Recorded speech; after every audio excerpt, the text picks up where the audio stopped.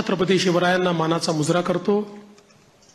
भारतीय राज्यघटनेचे शिल्पकार भारतरत्न डॉक्टर बाबासाहेब आंबेडकर यांना मानवंदना अर्पित करतो। आज आपली सगळी प्रक्रिया पार पाडण्याकरता या ठिकाणी उपस्थित झालेले गुजरातचे माजी मुख्यमंत्री आदरणीय रुपाणीजी, त्यांच्यासोबत आलेल्या भारताच्या वित्तमंत्री आदरणीय निर्मलाताई सीतारामनजी, आपले अध्यक्ष चंद्रशेखर बावनकुळेजी, माननीय विनोद तावडेजी, माननीय शिवप्रकाशजी, मंचावर उपस्थित असलेले सन्माननीय आशिष शेलारजी, प्रवीण दरेकरजी, या ठिकाणी आपल्या सहयोगी पक्षाचे जनसुराज्यचे विनय कोरेजी, त्याचप्रमाणे युवा स्वाभिमानचे रवी राणाजी, रासपचे रत्नाकर गुट्टेजी, आपल्याला ज्यांनी समर्थन दिलं ते एकमेव अपक्ष आमदार शिवाजी पाटील, भारतीय जनता पक्षाचे विधानमंडळातील माझे सर्व ज्येष्ठ सहकारी, कोर कमिटीचे सर्व सदस्य, माझ्या सर्व भगिनी आणि बंधूंनो, सर्वप्रथम आपल्या सर्वांचे मी आभार मानतो की आपण एकमताने या ठिकाणी विधिमंडळ गटाचा नेता म्हणून माझी निवड केली आणि ही निवड प्रक्रिया करण्याकरता या ठिकाणी आलेले माननीय रुपाणीजी आणि माननीय निर्मला सीतारामनजी यांचे देखील अतिशय मनापासून मी आभार मानतो। खरं म्हणजे आपल्या सर्वांना याची कल्पना आहे की यावेळची निवडणूक एक अतिशय ऐतिहासिक अशा प्रकारची निवडणूक राहिली आहे आणि या निवडणुकीचं विश्लेषण करायचं झालं तर मी असं म्हणेन की या निवडणुकीने एक गोष्ट आपल्यासमोर निश्चितपणे ठेवली आहे, ती म्हणजे एक है तो सेफ है आणि मोदी है तो मुमकिन है। मोदीजींच्या नेतृत्वामध्ये देशामध्ये विजयाची मालिका ही लोकसभेनंतर पुन्हा एकदा हरियाणापासून सुरू झाली आणि महाराष्ट्राने जे मॅन्डेट या ठिकाणी आपल्याला दिलेलं आहे, खरं म्हणजे महाराष्ट्राच्या जनतेला मी साष्टांग दंडवत घालतो। अशा प्रकारचं मॅन्डेट महाराष्ट्राच्या जनतेने आपल्याला दिलेलं आहे। विशेषतः या संपूर्ण प्रक्रियेमध्ये आपल्या सोबत पूर्णपणे तनमनाने या ठिकाणी असलेले महाराष्ट्राचे मुख्यमंत्री माननीय एकनाथराव शिंदेजी आणि महाराष्ट्राचे उपमुख्यमंत्री सन्माननीय अजितदादा पवारजी यांचे देखील मी अतिशय मनापासून आभार मानतो आणि तद्वतच आमचे आरपीआयचे नेते रामदास आठवलेजी आणि आमच्या सगळ्या मित्रपक्षांचे देखील मनापासून आभार मानतो। खरं म्हणजे अतिशय महत्त्वाचं अशा प्रकारचे वर्ष आहे। एकीकडे आपण सगळे लोक ज्या प्रक्रियेतनं निवडून येतो ती प्रक्रिया ज्या संविधानाने आपल्याला दिली, भारतरत्न डॉक्टर बाबासाहेब आंबेडकरांनी तयार केलेलं आमचे संविधान, या संविधानाची 75 वर्ष पूर्ण होत आहेत आणि म्हणून सर्वार्थानं एक अत्यंत महत्त्वाचं अशा प्रकारचे वर्ष आहे। कारण आपल्याला कल्पना आहे की देशाचे प्रधानमंत्री माननीय मोदीजी हे देखील नेहमी सांगतात की कुठल्याही ग्रंथापेक्षा, धर्मग्रंथापेक्षा माझ्याकरता भारताचं संविधान सगळ्यात महत्त्वाचं आहे आणि एक असं संविधान की ज्या संविधानाने प्रत्येक भारतीयाला जगण्याचा, मोठं होण्याचा, समृद्ध होण्याचा अधिकार दिला आणि भारताला जगातले एक उत्तम राष्ट्र म्हणून प्रस्थापित करण्याचं काम केलं. अशा या संविधानाच्या 75 वर्ष पूर्ण होणाऱ्या अमृत महोत्सवी वर्षात पुन्हा एकदा या ठिकाणी आपण सरकार स्थापन करतोय. दुसरं, आपल्या सर्वांना कल्पना आहे की ज्यांनी समस्त हिंदुस्थानामध्ये मोगली आक्रमणानंतर आमची श्रद्धास्थानं जी उद्ध्वस्त झाली होती त्या सर्व श्रद्धास्थानांचं पुनरुज्जीवन केलं, त्या राजमाता अहिल्यादेवी होळकर यांचंही 300वे जयंती वर्ष हेच आहे. त्यामुळे मला असं वाटतं की ही देखील एक अत्यंत महत्वाची गोष्ट आहे. त्यासोबत ज्यांनी इंग्रजांच्या विरुद्ध जल, जमीन आणि जंगल वाचवण्याचा लढा उभारला आणि खऱ्या अर्थानं इंग्रजांना सळो की पळो करून सोडलं, ते भगवान बिरसा मुंडा यांचीही 125वी जयंतीचं हे वर्ष या ठिकाणी आपण साजरं करतोय.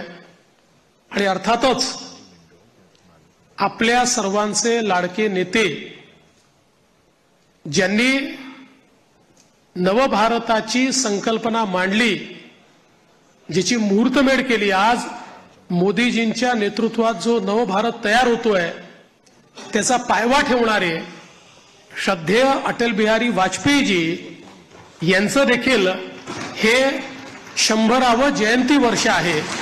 त्यामुळे अशा या अत्यंत महत्त्वपूर्ण वर्षामध्ये महाराष्ट्राच्या जनतेने ही सगळी जबाबदारी आज महायुतीवर या ठिकाणी सोपवलेली आहे.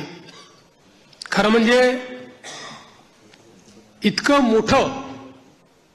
इतका मोठा जनादेश हा आपल्याला या ठिकाणी जनतेने दिलेला आहे की या जनादेशातून मी एवढंच म्हणेन की आनंद आहे, पण त्याहीपेक्षा जबाबदारी आपली वाढलेली आहे.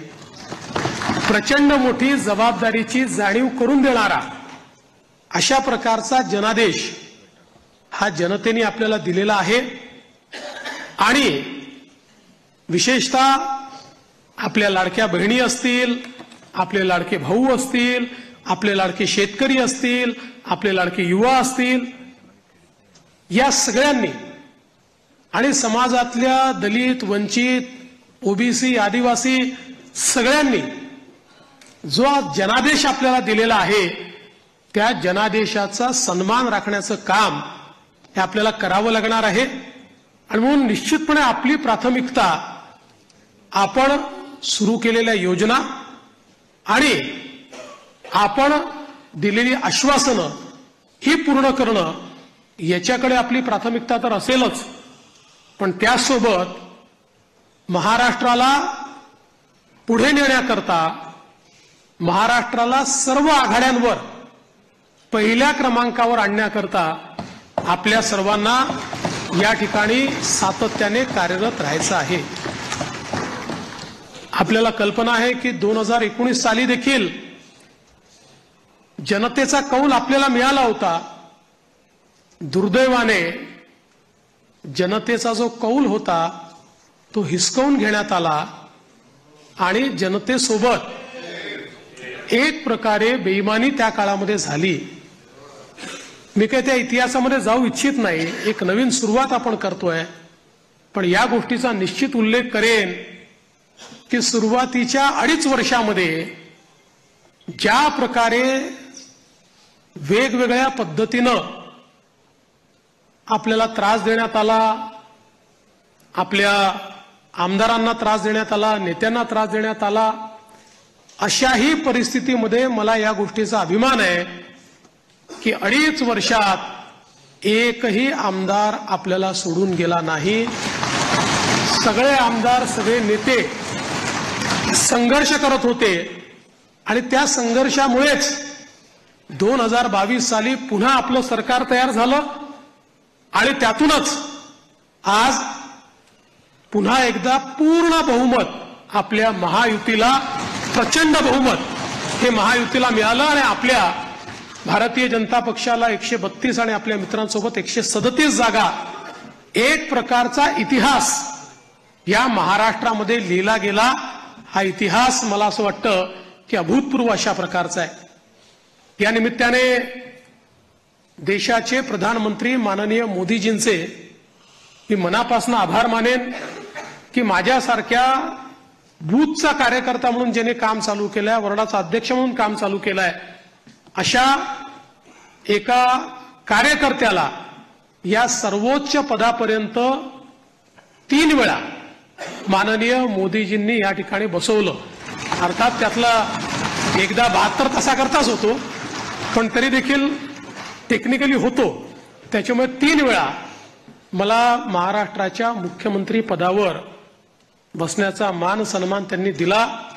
हा पक्ष ज्या प्रकारे त्यांच्या नेतृत्वात मोठा झाला, त्यातूनच सामान्य कार्यकर्त्यांना वेगवेगळी त्या ठिकाणी पदं मिळाली, चांगली पदं मिळाली, आपल्याला काम करण्याची संधी मिळाली। म्हणून मी आदरणीय मोदीजींचं मनापासून या ठिकाणी त्यांचे आभार मानतो। पक्षाचे राष्ट्रीय अध्यक्ष आदरणीय जे.पी. नड्डा साहेब यांचे देखील अतिशय मनापासून आभार मानतो।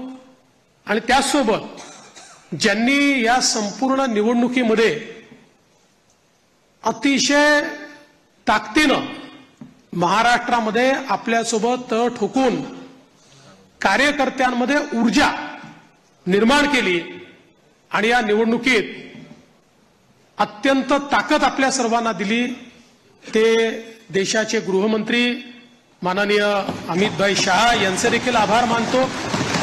आणि भारतीय जनता पक्षाचं जे शीर्षस्थ नेतृत्व आहे, त्या सगळ्या नेत्यांचे या ठिकाणी अतिशय मनापासून मी आभार मानतो। आणि विशेषतः वेगवेगळे राज्यातल्या ज्या कार्यकर्त्यांनी नेत्यांनी आपल्याला मदत केली, त्यांचे देखील मी अतिशय मनापासून आभार मानतो। महाराष्ट्रातली सगळी टीम तर आपले प्रदेशाध्यक्ष बावनकुळेजी यांच्या नेतृत्वात महाराष्ट्र भाजप हा पूर्ण ताकदीने या ठिकाणी मैदानामध्ये होता आणि त्यामुळेच हा विजय आपल्याला या ठिकाणी मिळालेला आहे। त्याबद्दल भारतीय जनता पक्ष महाराष्ट्राच्या संपूर्ण टीमचं मी मनापासून अभिनंदन करतो, आभार मानतो। आणि अर्थातच तुम्ही सगळे लोक आहात म्हणून मी इथे आहे, तुम्ही नसतात तर मी इथे नसतो। त्याच्यामुळे तुमचे सगळ्यांचे मनपूर्वक आभार मानत असताना पुढची वाट ही आपल्याला अपेक्षा पूर्ण करण्याकरता संघर्षाची आहे। आपल्याला अपेक्षा पूर्ण करायची आहे, त्यामुळे आपल्याला सगळ्यांना आपलं महायुतीचं सरकार आहे, या सरकारमध्ये एक दिलाने आपल्या सगळ्या मित्रांना सोबत घेऊन आणि प्रसंगी जेव्हा इतकं मोठं मॅन्डेट असतं त्यावेळी सगळ्या गोष्टी सगळ्यांच्या मनाच्या आपल्याला पूर्ण करता येत नाहीत, पण आपण एक लार्जर, एक मोठा अशा प्रकारचा विचार घेऊन, एक लार्जर गोल घेऊन आपण राजकारणामध्ये आलेलो आहोत। केवळ पदांकरता, केवळ आपल्याला कोणीतरी मोठं करावं याकरता आपण राजकारणात आलेले नाही आहोत। त्यामुळे मला या गोष्टीची पूर्ण अपेक्षा आहे की येत्या काळामध्ये 4 गोष्टी आपल्या मनाप्रमाणे होतील, तर 4 गोष्टी मनाविरुद्ध देखील होतील, पण तरी देखील एका लार्जर इंटरेस्टमध्ये आपण सगळे एकत्रितपणे काम करू आणि आपली शक्ती काय आहे ही शक्ती निश्चितपणे या ठिकाणी आपण दाखवून देऊ। आज या निमित्ताने पुन्हा एकदा आपल्या सगळ्यांचे आभार मानत असताना महाराष्ट्रातल्या दीन, दलित, गोर, गरीब, आदिवासी, शेतकरी, शेतमजूर, महिला, ओबीसी, अल्पसंख्याक सगळ्या समाजाला या ठिकाणी मी आश्वस्त करू इच्छितो की महाराष्ट्राच्या सर्वांगीण उन्नतीकरता, महाराष्ट्राच्या प्रगतीकरता 24 तास आमचं सरकार काम करेल आणि महाराष्ट्रातल्या सामान्य माणसाच्या आशा, आकांक्षा, अपेक्षा या निश्चितपणे पूर्ण करण्याचं काम आम्ही करू। पुन्हा एकदा आपल्या सर्वांचे आभार मानतो। माननीय देशाचे पंतप्रधान नरेंद्र मोदीजी यांचे मनापासून आभार मानतो आणि माझं बोलणं संपवतो। धन्यवाद। जय हिंद, जय महाराष्ट्र। ट्विटर अकाउंट फॉलो करा. अधिक माहितीसाठी आमच्या www.polismazanews.com या वेबसाईटला भेट द्या.